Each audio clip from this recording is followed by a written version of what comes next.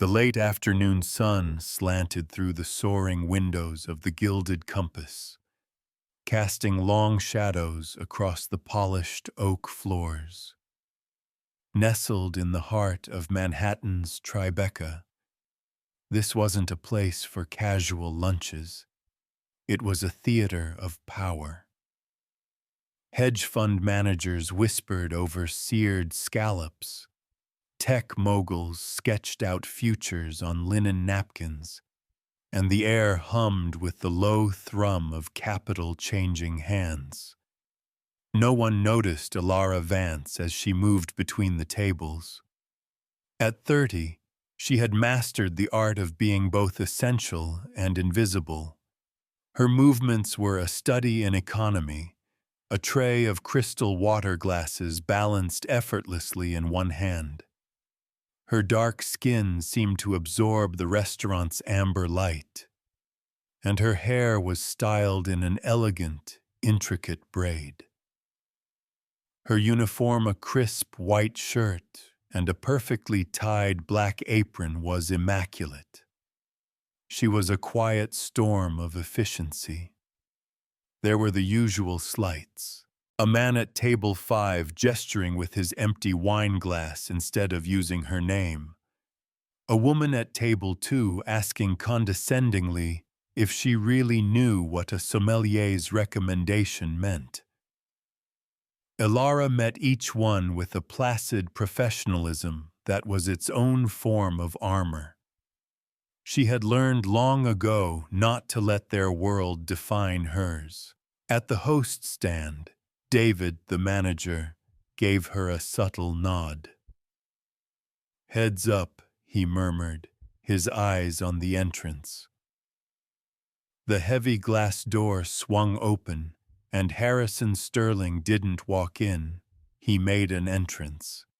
He was in his late 50s, with a mane of silver hair swept back from a tanned forehead.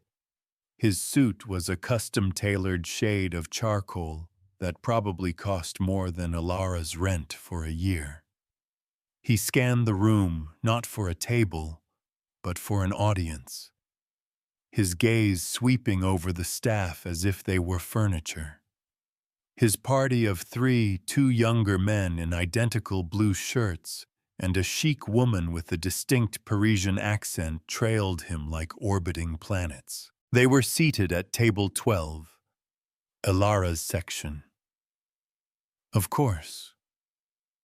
She took a quiet breath, smoothed her apron, and approached. "Good afternoon. My name is Elara, and I need to know your chef isn't just phoning it in on the gluten-free options," Sterling cut in, not bothering to look up from his phone. Elara didn't blink. "Understood, sir. The chef prepares a separate quinoa base for the sea bass and uses a tamari reduction. No wheat, no cross-contamination." That made him look up, just for a second. His steel blue eyes flickered over her face, as if trying to catch her in a lie. He grunted and turned his attention to the woman. Elara proceeded, taking their drink orders. The woman, Isabel, asked about a particular Sauvignon Blanc. "Is it a Sancerre or more of a New World style?" she asked. In smooth, unaccented French, Elara replied, "It's a Sancerre from the Loire Valley, madame. Very crisp, with notes of flint and citrus. An excellent choice. I can bring you a taste." The exchange was brief, professional, but it was quiet for a moment too long. Sterling leaned back, a smirk playing on his lips, his voice loud enough for the neighboring tables to hear. "Well, well, look at you. A hidden talent." The other men at the table chuckled nervously. Isabel did not. Alara kept her smile steady, but a familiar tightness coiled in her chest. She met his gaze directly for the first time. "It's part of the job, sir."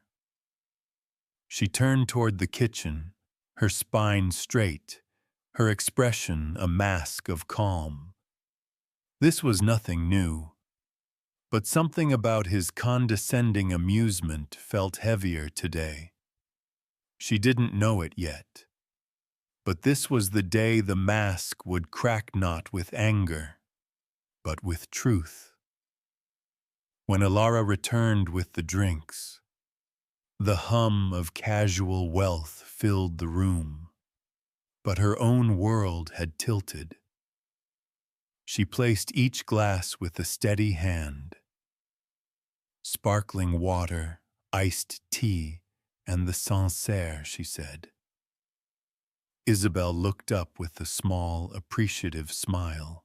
"Merci," she said gently. As Alara turned to leave, Isabel called after her in rapid, fluent French. "Excuse me, miss. Can you tell me if the fleur de sel they use on the steak is from Guérande? And is the salmon wild-caught or farmed?" Ilara paused, then replied in the same flawless French, explaining the salmon was wild-caught from the Scottish Isles, and that yes, the kitchen sourced its salt exclusively from the Guérande marshes. Isabel's eyebrows rose in genuine surprise. "Impressive. Thank you." Before Alara could take a step, Sterling leaned back again, that smug grin spreading across his face. "Whoa," he boomed, and the couple at table 10 glanced over. Multilingual and everything.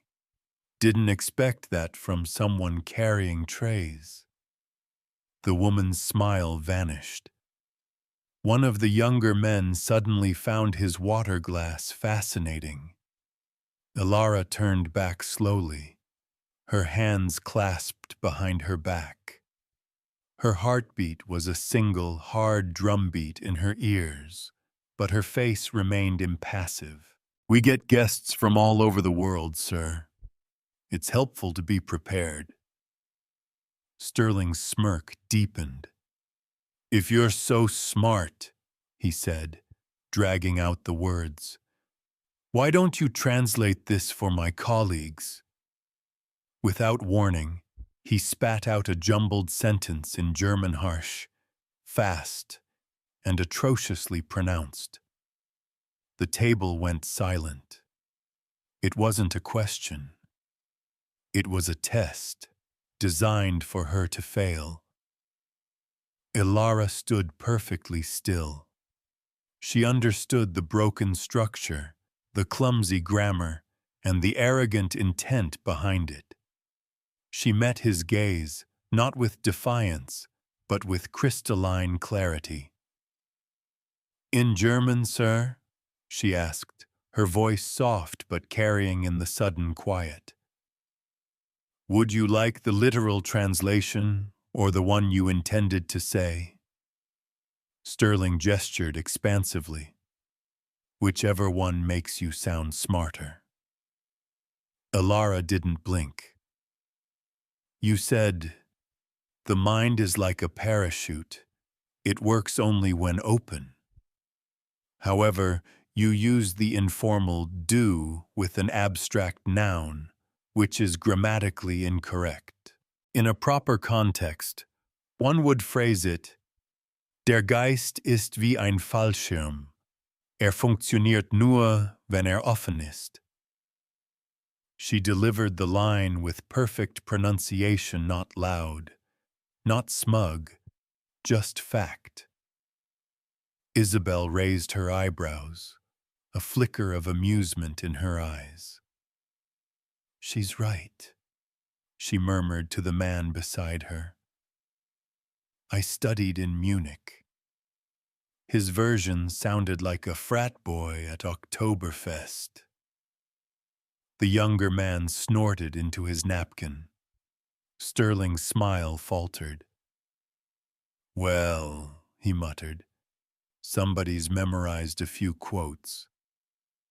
I don't use Google Translate, sir, Elara said calmly. And if you'd like, I can give you the original attribution. The phrase is often miscredited to Einstein, but the sentiment actually predates him in the works of other thinkers. The entire table was frozen. Sterling pushed forward, his voice harder now. Cute trick. A real party trick. I'm sure it gets you good tips. Elara tilted her head slightly, and her voice dropped, losing its professional warmth and leaving behind something solid as steel. I majored in geopolitics and linguistics, sir. 4 languages, 1 degree, and 2 jobs to put my sister through medical school. But yes, today I am your server. Sterling opened his mouth, then closed it. The air was thick with unspoken words. Elara took a step back. I will check on that salmon for you, madame. And then she walked away. Not quickly, not in a huff, but with the measured pace of someone who knew exactly who she was. This time, as she passed through the dining room, everyone saw her. They saw the woman who hadn't raised her voice, who hadn't retaliated, but who had held up a mirror to a man who thought he owned the room. And at table 12, Harrison Sterling realized he had just lost control of it. The sea bass sat untouched in front of him. The laughter that had once dominated the room had dried up. She has an answer for everything, huh? Sterling said, trying to regain his footing. No one replied. Finally, Isabel spoke, her voice cool and steady. No, she said. She had answers for your questions. There's a difference. This generation, Sterling grumbled, always looking to prove something. The younger man across from him, who had been silent until now, looked up. Maybe she wasn't trying to prove anything, Mr. Sterling, he said softly. Maybe she just didn't want to be talked down to. For the first time that afternoon, Harrison Sterling felt a profound and unfamiliar discomfort. It was the feeling of his own reflection looking back at him, and he didn't like what he saw. A few minutes later, Elara returned. She didn't hesitate, approaching the table with the bill folded discreetly in a leather folio. She placed it near Sterling's plate. Whenever you're ready, she said, her voice neutral. He reached for the check, but paused. He looked up, and his eyes met hers. Elara, is it? She gave a single curt nod. He cleared his throat. I didn't handle that well. I'm used to rooms where if you aren't the loudest voice, you get drowned out. It's how I learned to win. She remained silent, watching him, her expression offering no easy absolution. You were right, he finally said, the words costing him something. I didn't expect someone like you to push back. Her voice was soft but firm. You didn't expect someone like me to speak at all, sir. He exhaled slowly. The truth of her words landed with the weight of an anchor. You've earned what you have. That's obvious. That was always obvious. She corrected him gently. You just chose not to see it. He nodded, more to himself than to her. He signed the check, adding a significant tip, and slid his card inside. As he handed it back, he paused. I'm not good at apologies, he said. But for what it's worth, your sister is lucky to have someone who won't let the world define her. Alara could have smiled.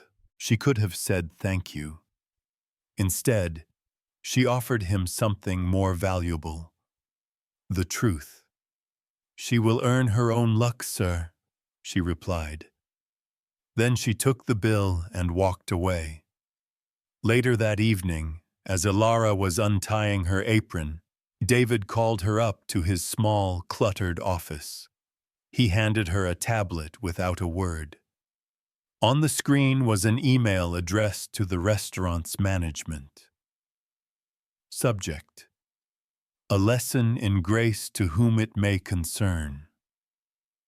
Today I behaved with an arrogance that I regret.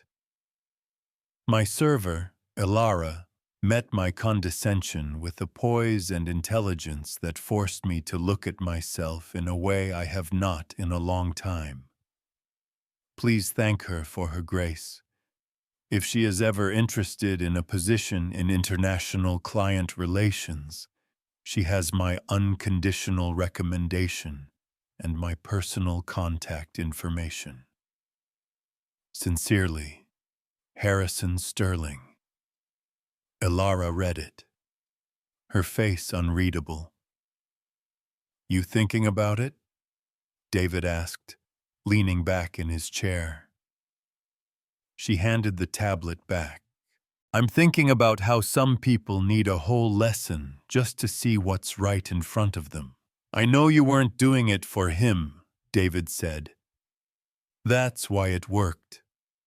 He paused, then stood. We've been looking for a floor lead for the weekend shifts. Someone to train new staff, handle the VIPs, keep things balanced. Someone who commands respect without having to raise their voice. He looked at her directly. The job is yours, if you want it. A small, quiet smile finally touched Alara's lips. I'll think about it, she said. Walking home through the cooling city streets, Alara felt a sense of stillness. Her apartment was quiet. Her younger sister was asleep on the sofa, a thick anatomy textbook open on her chest. Alara didn't feel like a hero. She hadn't won a battle. She had simply refused to be erased. She had spoken her truth, not for applause, but so that for once someone would be forced to listen. And for the first time in a long time, someone did. The world outside kept moving. The bills would still be due, and tomorrow would be another long day. But tonight, her voice had landed, and that was enough.